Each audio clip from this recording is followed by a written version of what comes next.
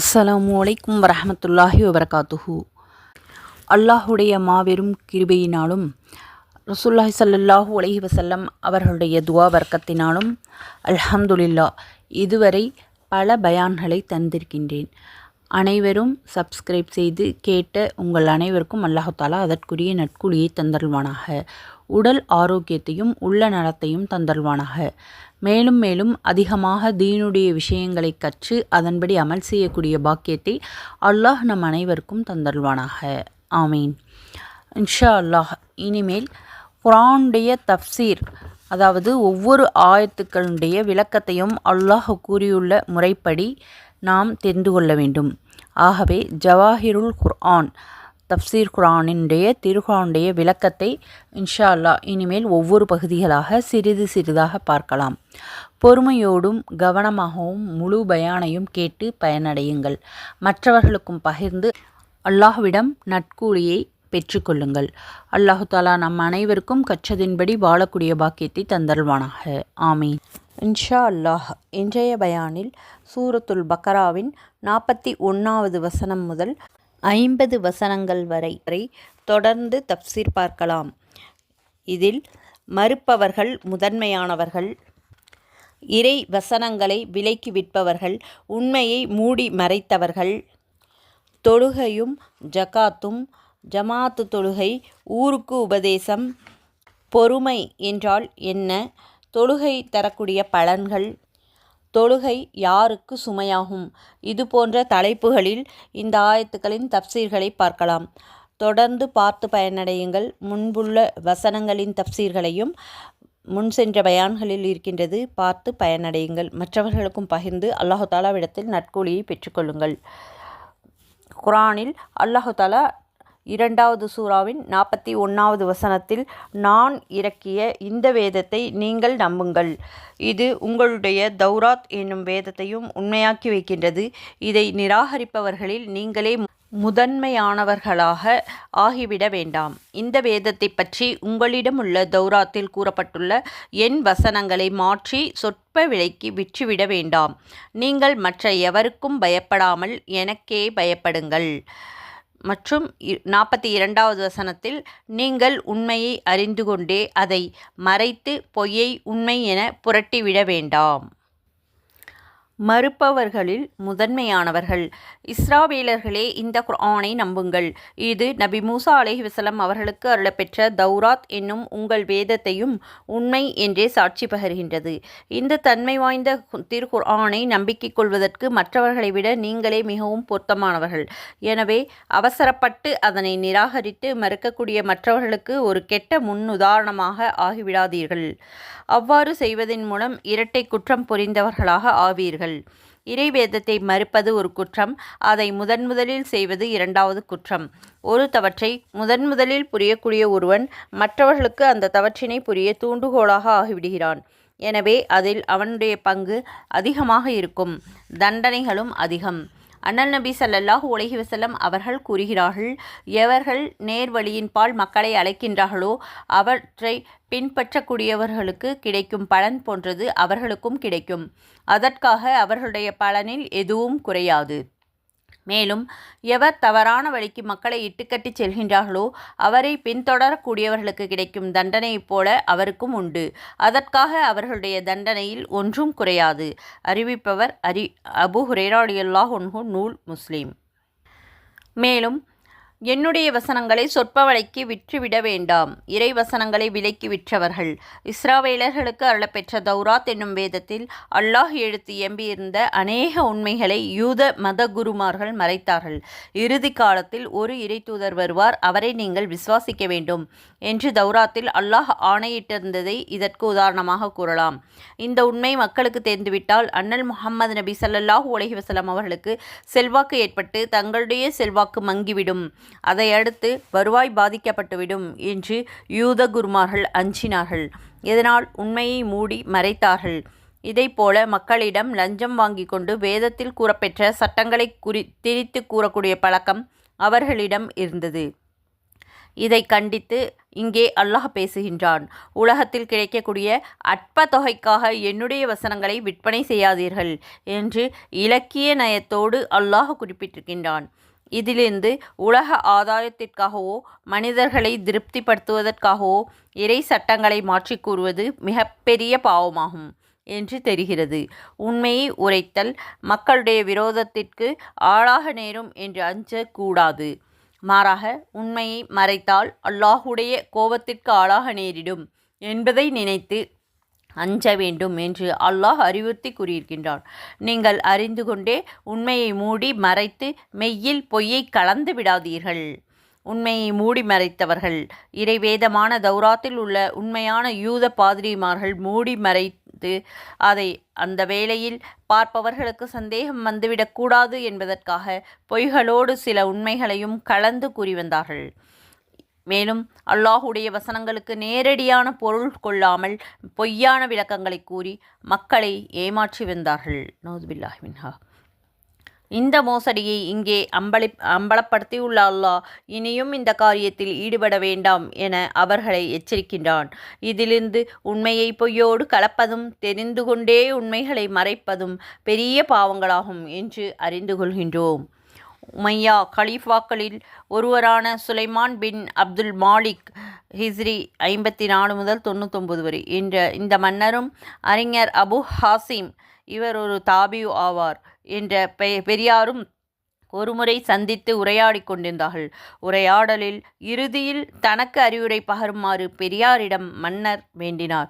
அப்போது அபு ஹாசிம் சொன்னார்கள், உமது முன்னோர் அடக்குமுறை ஆட்சி புரிந்தவர்கள் ஆவார்கள். அவர்களுடைய வாளின் வலிமையை கொண்டு மக்களுடைய விருப்பத்திற்கு எதிராக கொடுங்கோல் ஆட்சி புரிந்தார்கள். பலரை படுகொலை செய்தார்கள். இறுதியில் இந்த உலகை பிரிந்து சென்று விட்டார்கள். அவர்கள் புரிந்த அட்டூழியங்கள் பற்றி அவர்களிடம் இப்பொழுது கேட்டால் என்ன பதில் சொல்வார்கள்? அவர்களை பற்றி மக்கள் இப்போது என்ன பேசிக்கொண்டிருக்கின்றார்கள் என்பதையெல்லாம் சீர்தூக்கி பார்த்து நடந்து கொள்ள வேண்டும். இவ்வாறு மன்னருடைய முன்னோர்களை பற்றி கடுமையாக விமர்சித்த பெரியார் அபு ஹாசிமை நோக்கி அவையில் இருந்த ஒருவர் சொன்னார், உங்களுடைய சொற்கள் மன்னருடைய மனதை புண்படுத்தக்கூடியவை. எனவே உங்கள் கூற்று தவறானது. இந்த நபரைப் போல மனிதர்களை திருப்திப்படுத்துவதற்காக உண்மைகளை மூடி மறைப்பதும் உண்மை உரைத்தவர்களை குற்றவாளியாக்குவதும் பெரும் குற்றமாகும். இத்தகைய போக்கையே இங்கு அல்லாஹ் கண்டிக்கின்றான். நூல் குர்துபி. இதுவரை இஸ்ராவேலர்களை நோக்கி கூறப்பட்ட 3 வசனங்களை கொள்கை நம்பிக்கை தொடர்பானவைகள் ஆகும். அடுத்து வரக்கூடிய 4 வசனங்கள் அவர்கள் மேற்கொள்ள வேண்டிய நடைமுறைகள் தொடர்பானவை ஆகும். அதாவது திருக்குர்ஆனை ஏற்று இஸ்லாத்தில் இணைவதோடு இஸ்லாமிய கடமைகளை சீராக செயல்படுத்த வேண்டும் என்று யூதர்களுக்கு இந்த வசனத்தில் அல்லாஹ் கட்டளையிட்டு கூறியிருக்கின்றான். 2வது சூராவின் 43வது வசனத்தில், நீங்கள் தொழுகையை நிலைநிறுத்துங்கள், ஜக்காத்தும் கொடுத்து வாருங்கள். தொழுகையில் ஒன்று சேர்ந்து குனிந்து ருக்கு செய்பவர்களோடு நீங்களும் குனிந்து ருக்கு செய்யுங்கள். தொழுகையும் ஜக்காத்தும் இஸ்லாம் விதியாக்கியுள்ள தொழுகை மற்றும் ஜக்காத் ஆகிய கடமைகளை நிறைவேற்றுமாறு யூதர்களுக்கு அல்லாஹ் இந்த வசனத்தில் கட்டளையிட்டிருக்கின்றான். இவ்விரு கடமைகளும் யூதர்களின் வேதத்தில் வலியுறுத்தப்பட்டிருந்தாலும் அவற்றை சீராக அவர்கள் நிறைவேற்றவில்லை. அத்தோடு செயல்முறைகளிலும் வித்தியாசம் இருந்தது. ஆதலால் அண்ணல் நபி ஸல்லல்லாஹு அலைஹி வஸல்லம் அவர்கள் விளக்கி காட்டிய முறைப்படி தொழுகை மற்றும் ஜக்காத்தை நிறைவேற்றி வருமாறு அல்லாஹ் அவர்களை பணிக்கின்றான்.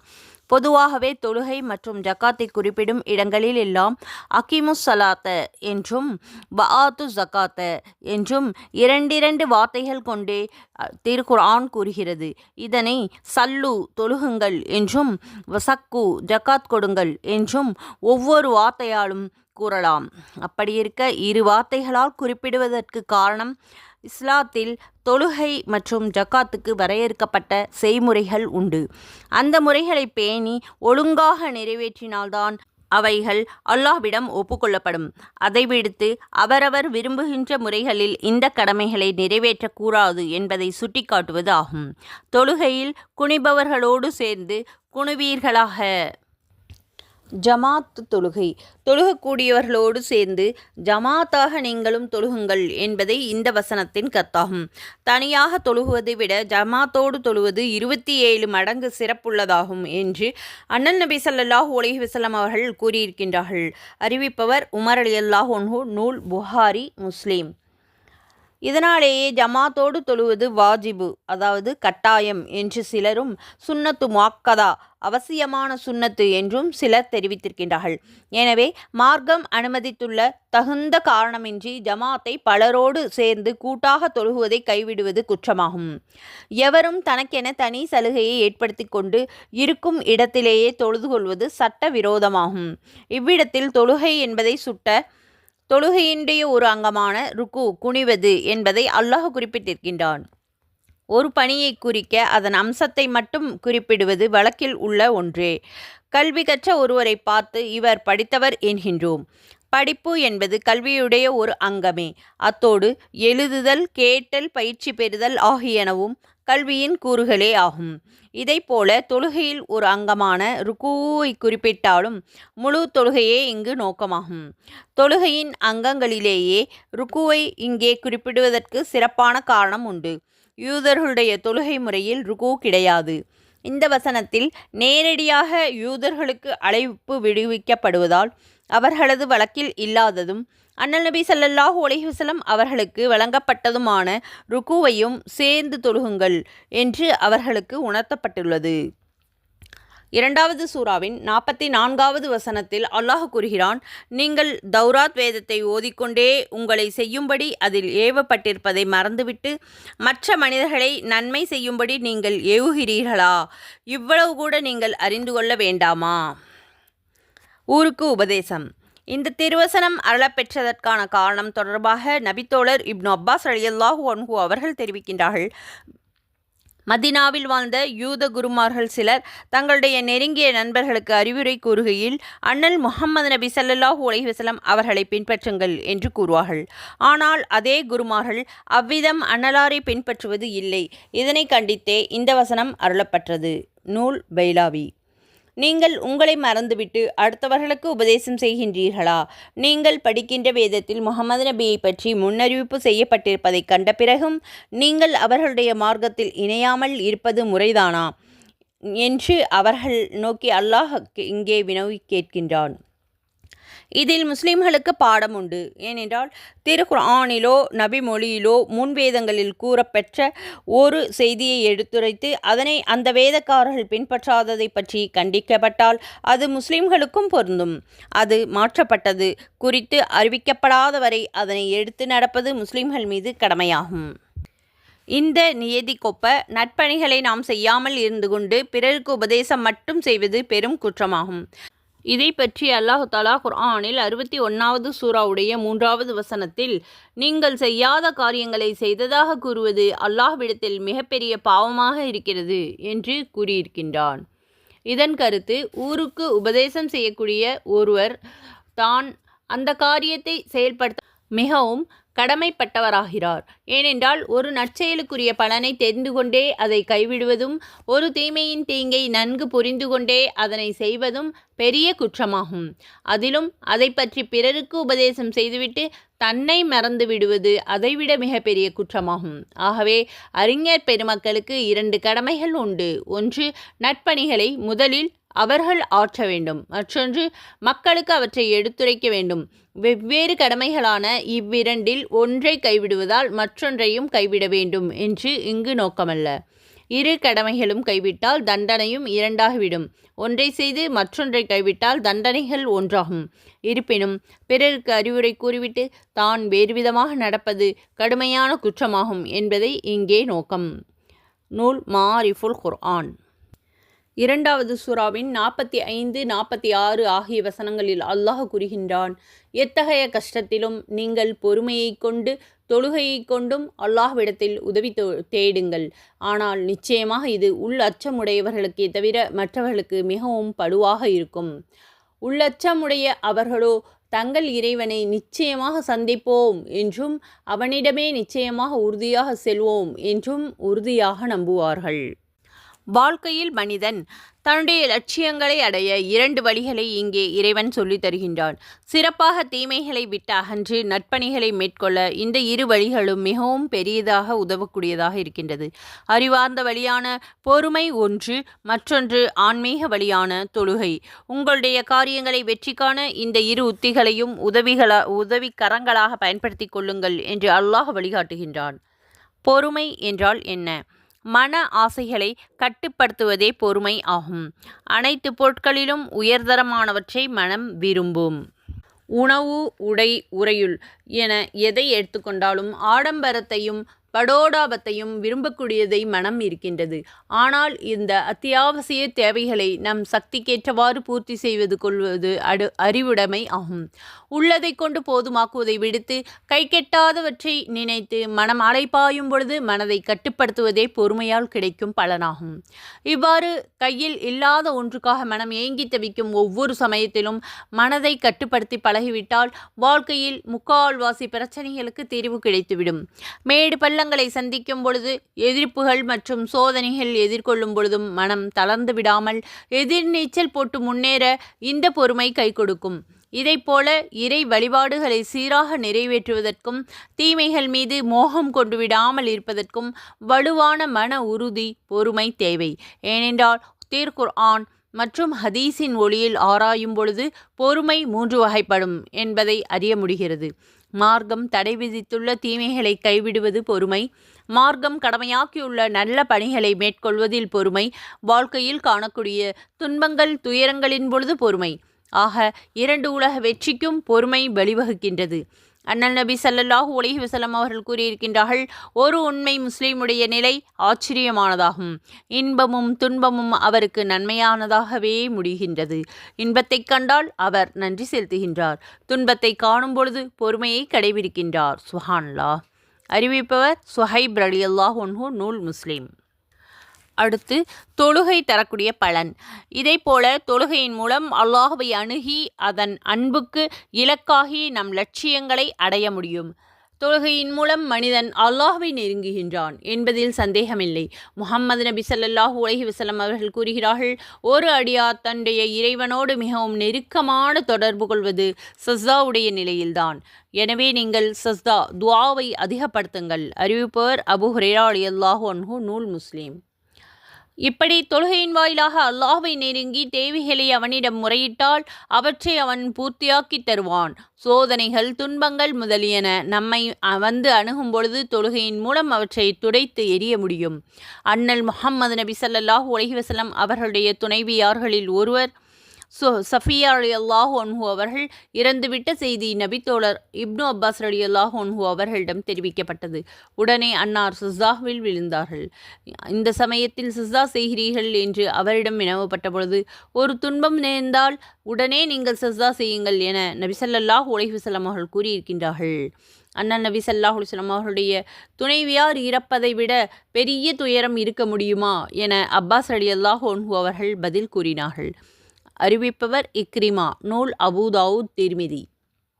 இதன்றி தொழுகையுடைய ஒவ்வொரு அம்சமும் அல்லாஹுடைய இறையாண்மையை வெளிப்படுத்தி காட்டுகின்றது. தொழுகையுடைய ஒவ்வொரு கட்டத்திலும் அல்லாஹு அக்பர், அல்லாஹ் மிக பெரியவன் என்கின்றோம்.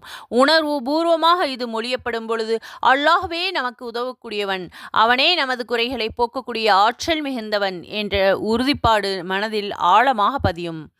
தான் என்ற எண்ணம் மறைந்து இறை நம்பிக்கை வலுவடைந்து விட்டால் எதிலும் உறுதி குலையாமல் செயல்படக்கூடிய துணிச்சல் மனிதனுக்கு பிறக்கும். சுப்ஹானல்லாஹ். அது அவனுடைய வெற்றிக்கு வழிகோலும். ஆமீன். எனவே பொறுமையும் தொழுகையும் சோதனைகளில் சாதனை படைத்த மிகச்சரியான உபாயங்களாகும் என்று அறிய முடிகின்றது. உண்மையில் தொழுகை அல்லாஹுக்கு பணிந்தவர்களுக்கு மட்டுமன்றி மற்றவர்களுக்கு மிகவும் பெரிய பழுவாகவே இருக்கும். தொழுகை யாருக்கு சுமையாகும்? தொழுகை ஒரு முக்கியமான வழிபாடு, அல்லாஹுக்கு மிகவும் பிடித்தமான வணக்கம்.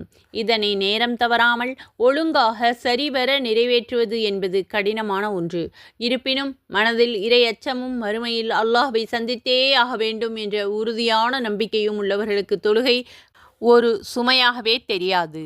அல்லாஹுக்கு பணிந்து நடக்க வேண்டும் என்பதில் அழுத்தமான பிடிப்பும் மனக்கட்டுப்பாடும் உள்ளவர்களை இங்கே காஷீன் என்று குர்ஆனில் கூறப்பட்டுள்ளது. இந்த இரு தன்மைகளும் வளர்த்து கொள்வதன் மூலம் தொழுகையை ஒரு இலகுவான கடமையாக ஆக்கிக்கொண்டு தொடர்ந்து கடைபிடித்து வர முடியும் என்பதை சுட்டிக்காட்டுவதே இந்த தொடருடைய நோக்கமாகும். திண்ணமாக அவர்கள் தங்களுடைய இரட்சகனை சந்திப்போம் என்றும் திண்ணமாக அவனிடமே திரும்பிச் செல்வோம் என்றும் உறுதியாக நம்புகிறார்கள். தொழுகை யாருக்கு சுமை இல்லை. அல்லாஹுடைய உணர்வும் பக்தியும் வளர மறுமை பற்றிய சிந்தனை ஒன்றே மார்க்கமாகும். மறுமையில் அல்லாஹ்வை நாம் சந்தித்து ஆக வேண்டும். அப்போது அவன் முன் நிறுத்தப்பட்டு விசாரிக்கப்படுவோம் என்ற அச்ச உணர்வு பலப்பட்டு விட்டால் தொழுகை ஒரு பாரமாக தோன்றாது. தொழுகை மட்டுமின்றி நட்பணிகள் அனைத்துமே எளிதாக தெரியும். தீமைகள் மீது இயற்கையாகவே வெறுப்பு ஏற்பட்டுவிடும். ஆதலால் மறுமை சிந்தனையை வளர்த்து கொள்ளுங்கள் என்று இங்கே வலியுறுத்தப்பட்டுள்ளது.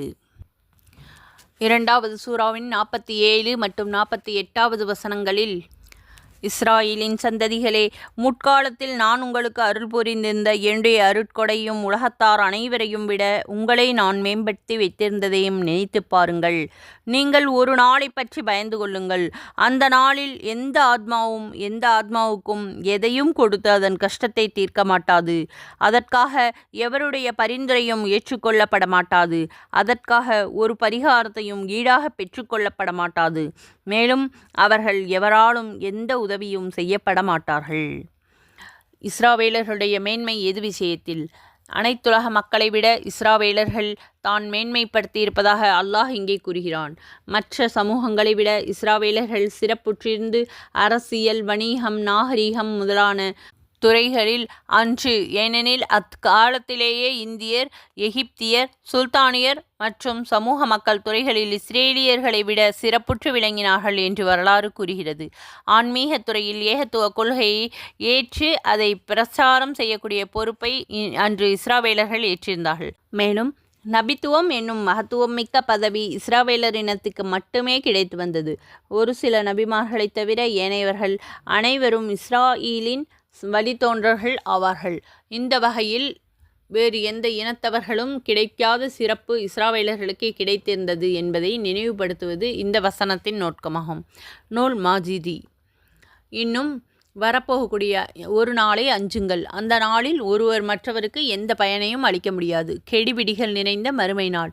இஸ்ராவேலர்களை விழித்து அவர்களுக்கு தான் செய்த உதவிகளை நினைவுபடுத்தி வருவதற்கிடையில் மறுமை நாளின் நிலைகளை இங்கே அல்லாஹ் கூறுகிறான். மறுமை நாளில் ஒருவர் மற்றவர்களுக்கு எந்த உதவியும் செய்ய முடியாது. அதுதான் முடியவில்லை. அல்லாஹுடைய பரிந்துரை செய்ய ஒருவரை நரகத்திலிருந்து காப்பாற்றவோ தண்டனையை குறைக்கவோ முடியுமா என்றால் யாருக்கும் அந்த துணிவு கிடையாது. அல்லாஹ் முன்வந்து பாவிகள் மீது இறங்கி அவர்களுடைய விடுதலைக்காக பரிந்துரைக்குமாறு இறை தூதர்கள் முதலானவர்களுக்கு ஆணையிடுவான்.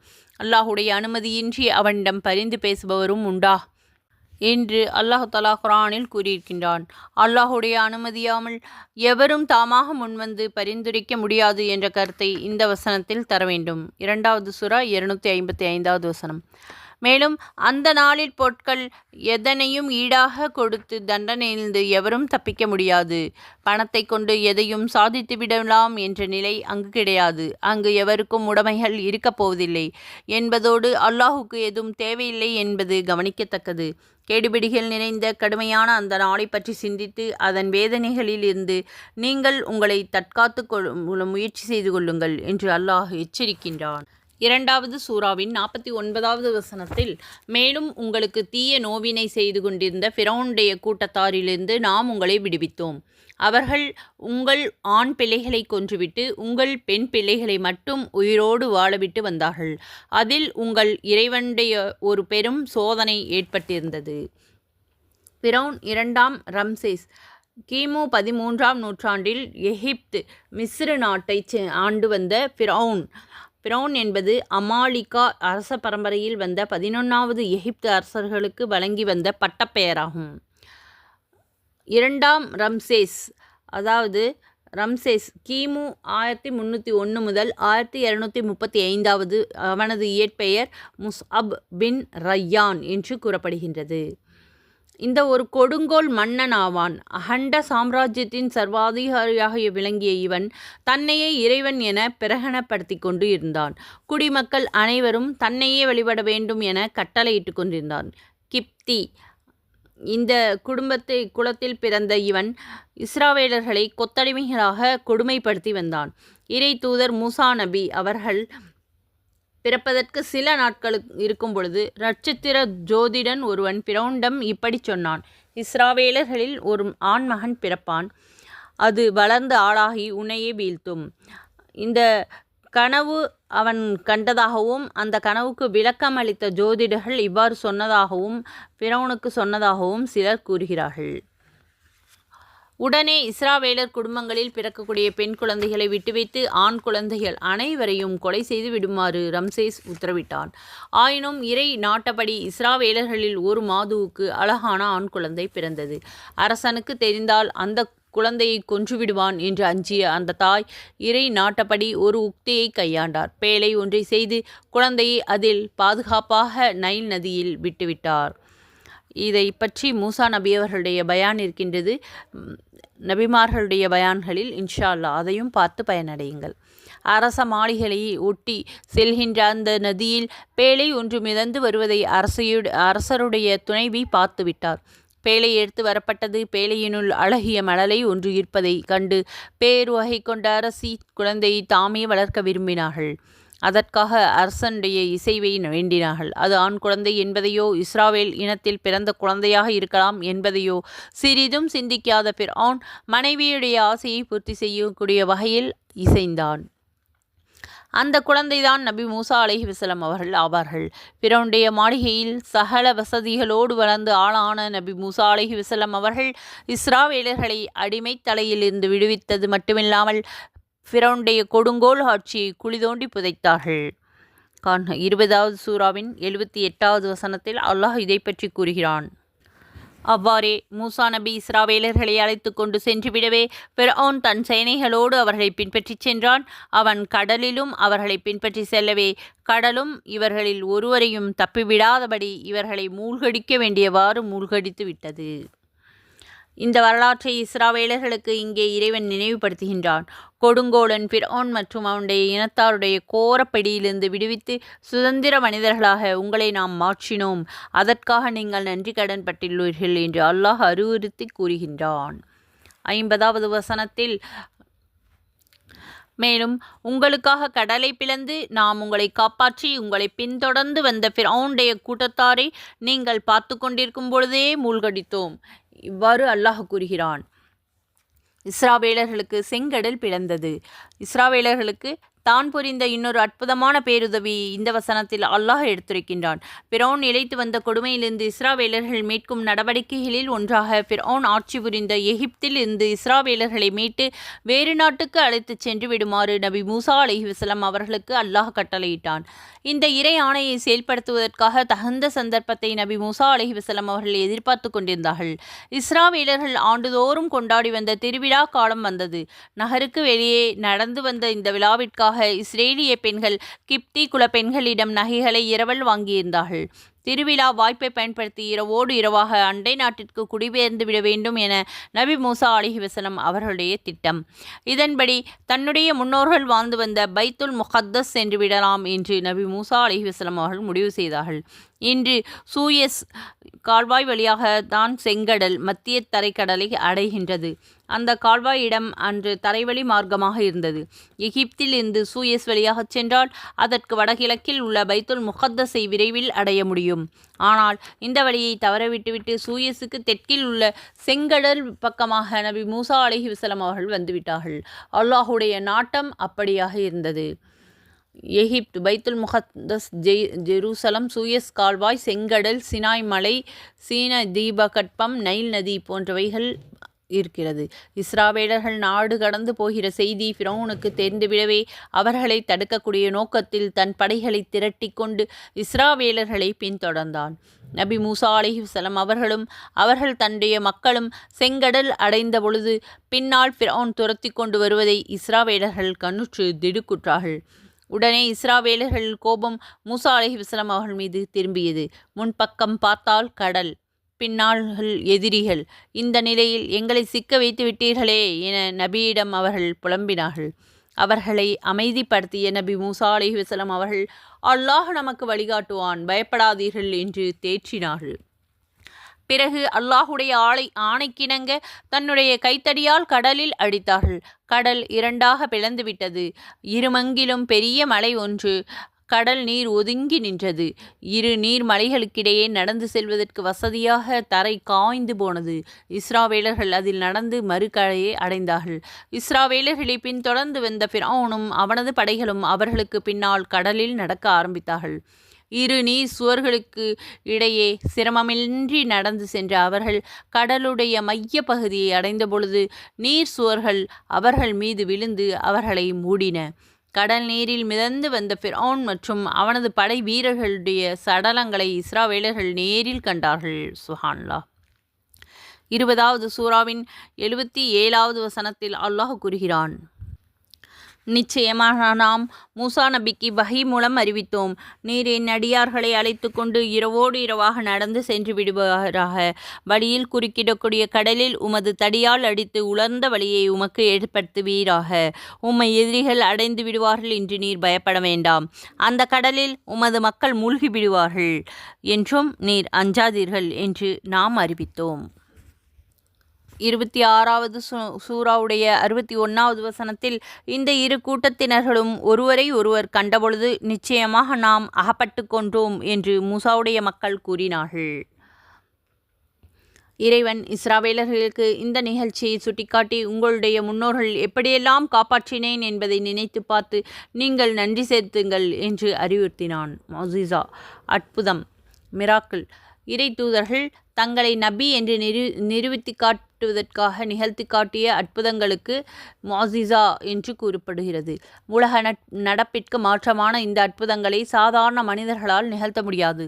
அல்லாஹ் தங்களுக்கு வழங்கிய சிறப்பான ஆற்றல் மூலம் அற்புதங்களை நிகழ்த்தி காட்டி மக்கள் முன் தங்களை நபி என்று இறை தூதர்கள் நிரூபித்தார்கள்.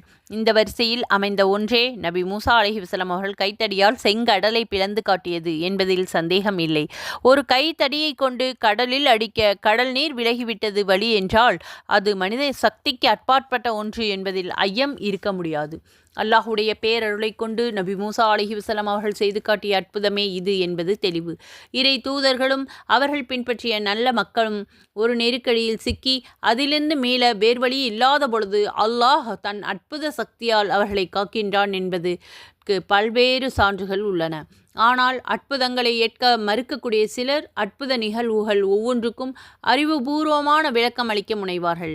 இந்த வகையில் நபி மூசா அலைஹிஸ்ஸலாம் அவர்களுக்கு செங்கடல் பிளந்த நிகழ்ச்சி அறிவு ரீதியான விளக்கம் ஒன்றை அவர்கள் தருகிறார்கள். கடல் அலைகளை பொறுத்து கடல் நீரில் ஏற்றம் இறக்கம் ஏற்படுவதுண்டு.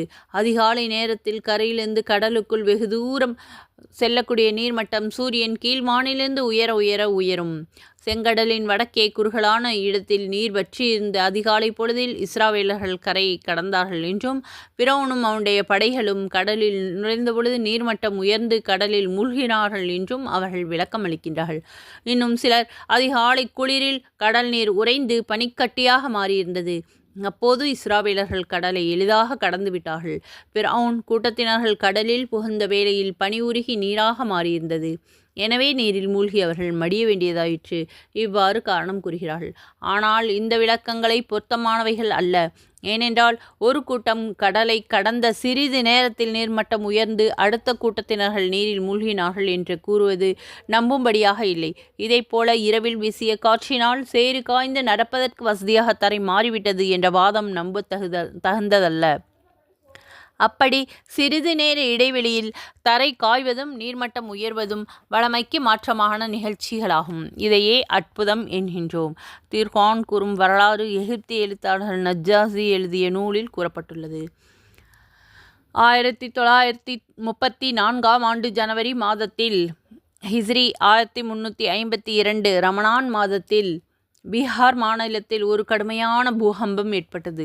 அதன் எதிரொலியாக பீகாருடைய தலைநகர் பாட்னாவில் அகண்ட கங்கை நதி திடீரென்று வற்றி போயிற்று. 4-5 நிமிடங்கள் நீடித்த இந்த நிலை பின்னர் நீர் ஓட ஆரம்பித்ததை அடுத்து மாறியது. பகல் 2:30 மணி அளவில் நடந்த இந்த பயங்கரமான இந்த நிகழ்ச்சியை பெரும் திரளாக மக்கள் கண்டார்கள். இந்த தகவலை பயோனீர் என்ற ஆங்கில நாளிதழ் லக்னோவில் 20/1/1934 அந்த நாளில் வெளியிட்டிருந்தது. இது சாத்தியமென்றால் இறைத்தூதர் மூசா நபி அவர்களுக்கு செங்கடல் பிளந்த நிகழ்ச்சி ஏன் சாத்தியமாகாது? நூல் மாஜிதி 1:99. செங்கடல் பிளந்தது எப்போது என்பதை பற்றி புதிய ஆய்வாளர்கள் கருத்து தெரிவிக்கையில் கிமு 1447வது ஆண்டில் அது நடந்திருக்கலாம் என குறிப்பிட்டிருக்கின்றார்கள். நபி மூசா அலைஹிஸ்ஸலாம் அவர்கள் 1520இல் பிறந்து கிமு 1400 இறைவனை சேர்ந்தார்கள். இன்னாலில்லாஹி வ இன்னா இலைஹி ராஜிஊன். நூல் மாஜிதி 1:100. அப்படியானால் நபி மூசா அலைஹிஸ்ஸலாம் அவர்களுக்கு இறப்பதற்கு 47 ஆண்டுகளுக்கு முன்பு செங்கடல் சம்பவம் நிகழ்ந்திருக்க வேண்டும். மூசா நபியுடைய வரலாறு நபிமார்களுடைய வரலாறு என்ற பகுதியில் உள்ளது. பார்த்து பயனடையுங்கள். மேலும் இது போன்ற பல பயான்கள் உள்ளன. அனைத்தையும் நமது சேனலில் பிளேலிஸ்டில் உள்ளது. அனைத்து பயான்களையும் டவுன்லோடு செய்து கேட்டு அல்லாஹுடைய குர்ஆனுடைய தப்சீரையும் நபி ஸல்லல்லாஹு அலைஹி வஸல்லம் ஹதீஸ்களையும் விவரமாக கற்று அதன்படி வாழக்கூடிய பாக்கியத்தை அல்லாஹ் தஆலா நம் அனைவருக்கும் தந்தருள்வானாக. ஆமீன். கேட்டதின்படி அமல் செய்யக்கூடிய பாக்கியத்தை அல்லாஹ் தஆலா நம் அனைவருக்கும் தந்தருள்வானாக. கேட்டதை பிறருக்கும் எத்தி வைக்கக்கூடிய பாக்கியத்தை அல்லாஹ் தஆலா நம் அனைவருக்கும் தந்தருள்வானாக. ஆமீன். முஹம்மது நபி ஸல்லல்லாஹு அலைஹி வஸல்லம் அவர்கள் மீது அதிகமாக ஸலவாத் ஓதக்கூடிய பாக்கியத்தை தந்தருள்வானாக. ஆமீன். தொழுகையை உள்ளச்சத்தோடும் பயபக்தியோடும் தொழுகக்கூடிய பாக்கியத்தை அல்லாஹ் தஆலா நம் அனைவருக்கும் தந்தருள்வானாக. ஆமீன். அல்லாஹ் தஆலா நம் அனைவருக்கும் ஹஜ்ஜை நசீபாக்குவானாக. ஆமீன். சொர்க்கத்தை வாஜிபாக்கி நரகத்தை ஹராமாக்குவானாக. ஆமீன். இதுவரை பொறுமையாக பயான் கேட்டு மற்றும் துஆக்களுக்கு ஆமீன் சொன்ன உங்கள் அனைவருக்கும் அல்லாஹ் தஆலா அதற்குரிய நற்கூலியை தந்தருள்வானாக. ஆமீன். ஜஸாக்கல்லாஹு கைரன் கசீரா. அஸ்ஸலாமு அலைக்கும் வரஹ்மத்துல்லாஹி வபரகாத்துஹு.